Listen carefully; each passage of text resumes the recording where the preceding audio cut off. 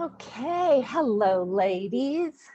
So I wanted to welcome you to my channel and just give you an overview of what we're going to be talking about and focusing on with this channel. And again, I want to reiterate that I want this content to be relevant and applicable to you. So please feel free to send me questions, comments, feedback, whatever it takes to make this channel valuable to you. So basically what we're going to be talking about is how your body works. So most women are completely unprepared for menopause. Their mothers didn't tell them about it. Their physicians don't explain it to them, what's coming up. And oftentimes women don't even recognize when they are starting that transition into menopause. They're just having all of these symptoms.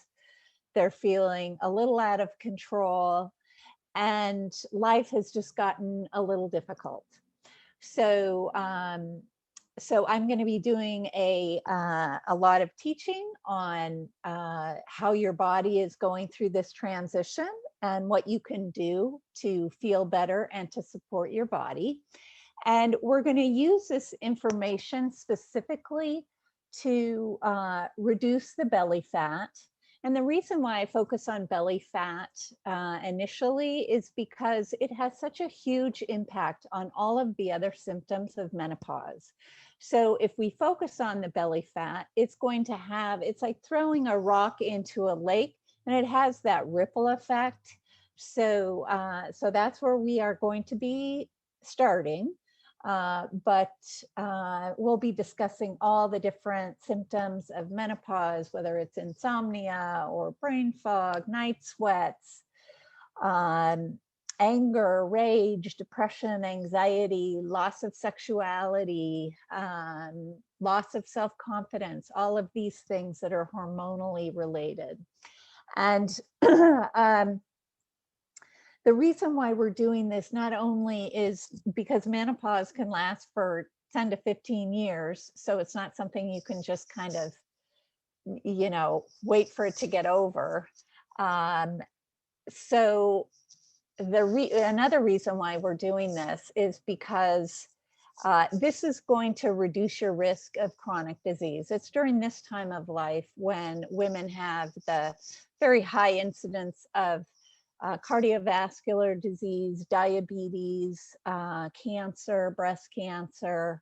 And this is all related to all the different hormonal changes that are going on in our bodies during this period. So anyway, so what we're trying to do is also reduce your risk for those chronic illnesses. And so to begin with, we will not be, using just one approach to this.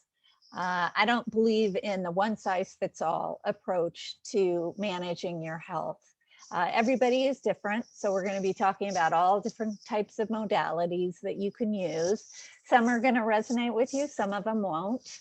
And we aren't going to talk about just masking the symptoms. We really want to get down to the root of the problem and address it from that level rather than, just dealing with reducing symptoms. So, so what are some basic fundamental beliefs that I have to begin with this channel? Number one is we actually are in control of our weight. I know it doesn't seem like it right now, and I know you're probably struggling with that because nothing's working anymore. Everything that used to work doesn't work, and the pounds just keep adding up.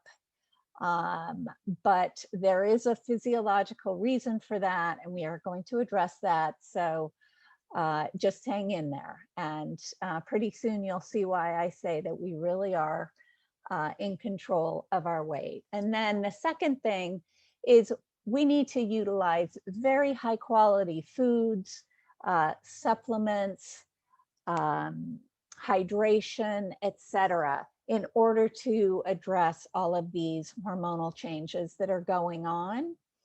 And another thing is we're going to focus on having you put yourself first. As women, we tend to want to meet everybody else's needs before our own. And menopause is a time of wisdom where women can kind of turn that around for themselves and create the life that they want to create, and do that in good health. And then the other thing we're going to be addressing is a lot of times in menopause, women kind of lose their sense of sex appeal, of self-confidence, especially with the brain fog. They start to not really trust their memory so much anymore. They may be having some difficulties at work. All of these things can kind of chip away at a woman's self-confidence and her sense of sexuality. And we're going to restore that. We're going to tap back into the joys of all of that. And then, of course, we're going to reduce the risk of Alzheimer's disease. So it's a little scary, but 2 out of 3 Alzheimer's patients are women. And the reason for that is because of our significant hormonal changes that go on during this time of our life have a direct impact on our brain, which is why we have symptoms such as hot flashes and brain fog and insomnia. That's because our brain isn't getting the hormones that it used to get. So there are ways that we can address that, and that in turn will reduce our risk of Alzheimer's disease. And finally, as I was mentioning about the brain fog and the insomnia and all of the other neurohormonal symptoms that come along with menopause, we're going to be addressing all of those as well. So I want you to look forward to this. And again, like I said, I want this to be relevant. So please let me know what your questions are. What are your major concerns with menopause? And we'll dive into them. Okay, thanks so much.